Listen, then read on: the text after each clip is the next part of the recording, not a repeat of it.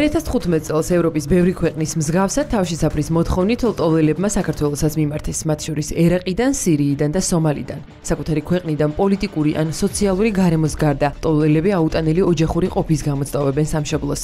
დედა ჩემმა ნახევარ ძმამ მთელი სოფლის თვალწინ იარაღით მოკლა. 68 მილიონი ლტოლვილის სტატისტიკაა, თითოეულის ისტორია კი ტრაგედია. მხოლოდ მათი გაცნობის შემდეგ თუ გავიგებთ, რას შეიძლება ნიშნავდეს ეს. საიდუმლო ციხეში ჩამსვეს. ერაყში თუ ციხეში ერთხელ მოხვდი, თავისუფალი აღარ ასროს ხარ. აბასი ერაყიდანაა, მადინო კი სომალიდან. მათ ის აერთიანებთ, რომ სამშობლოს დატოვება მოუხდათ და დღეს საქართველოში ცხოვრობენ. 25 წლის მადინოს ბავშვობა სომალიში რამდენიმე ტრაგედიას უკავშირდება. ამის გამო სამშობლოდან საუდის არაბეთში წასვლა მოუხდა. საქართველოში 2015 წელს ჩამოვიდა, საკუთარი ისტორიის მოყოლისას ცრემლებს ვერ იკავებს. 3 წლის ვიყავი, როცა დედა ჩემმა ნახევარ ძმამ მთელი სოფლის თვალწინ იარაღით მოკლა. მას ეშინოდა, რომ მამა ქონებასა და მიწებს მეორე ცოლს დაუტოვებდა. მალე მამაც დაუკარგე. 10 წლის ასაკში ჩემმა ძმამ ჩემი მდიდარ კაცზე გათხოვება გადაწყვიტა. ის მაჰრის დის გატანებისთვის თანხას მიიღებდა.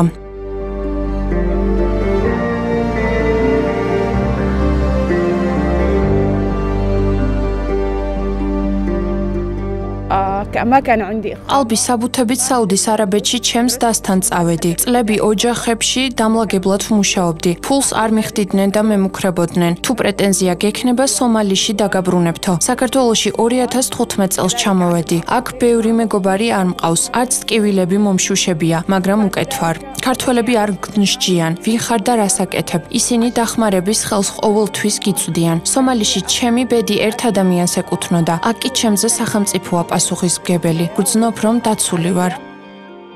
მადინო ლტოლვილად აუტანელი ოჯახური ყოფის გამო იქცა. აბასის გამოქცევის მიზეზი კი ფაქტობრივად მხოლოდ მისი უნივერსიტეტის სახელწოდება გახდა. ის ციხეში მოხვდა, რაც მისი თქმით ერაყში საბოლოო ვერდიქტია.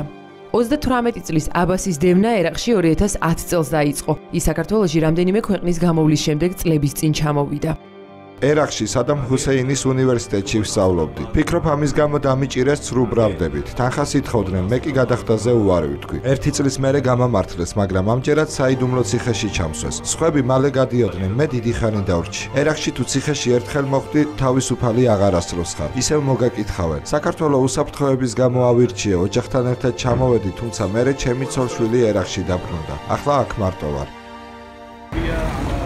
აი ამ ქუჩაზე ვცხოვრობ, საქართველოში დარჩენა მინდა, ძალიან ლამაზი ქვეყანაა და აქ თავს კარგად ვგრძნობ.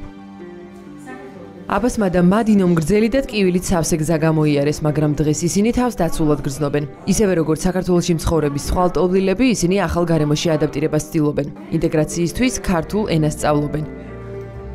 კახეთი, იმარათი. ქართულ ენასთან ერთად ამ ენაზე სიმღერის ათვისებასაც დიდი მონდომებით ცდილობენ. მოვიდა დიდი მენდორიდან